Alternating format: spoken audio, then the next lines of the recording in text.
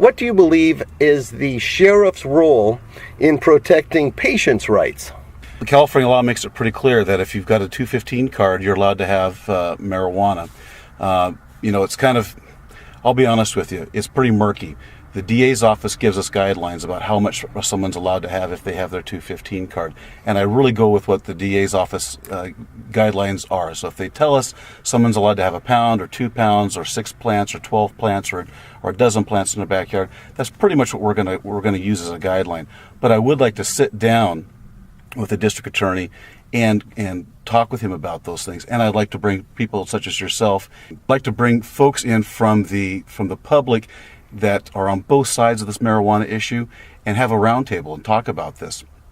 There are people who are allowed to have marijuana and grow it in their backyard, and I think it's important to listen to their concerns. Why are we shutting them out and building up walls and fences and not allowing them to grow their marijuana? At the same time, we've got people who are very angry and yelling and loud, and I understand where they're upset about the man next door growing marijuana. That's awful smell or whatever. We need to listen to their complaints and their voices also. But we need to be able to listen to all these people, not just throw rocks and be upset and angry with each other. We need to sit down and listen to each other and talk. Tear down these walls. I absolutely agree with you, of course. And you, sir, are in a very, very difficult position considering the competing communities regarding and surrounding this issue. I certainly understand the concerns of neighbors regarding the smell of these garden plots and things along those lines.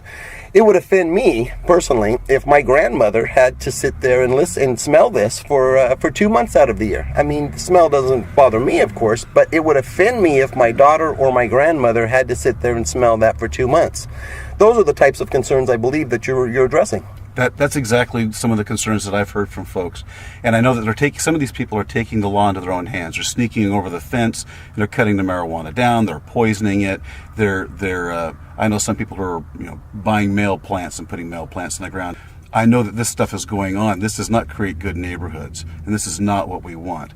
There's a peaceful solution to these things. There's ways to work this stuff out. We just need to be able to sit down, talk it out, and work it out. We can come to a peaceful solution so that I think everybody is happy with this. Right. Let me give you a hypothetical. You stated a moment ago that you would be amenable to protecting the legal rights of patients. If in an investigation it was determined that a neighbor was intentionally either seeding or destroying or poisoning a patient's medical marijuana plants, would the sheriff's office be inclined to take action against the offending neighbor? Absolutely. That would be something that would have to be looked into and investigated completely. Absolutely.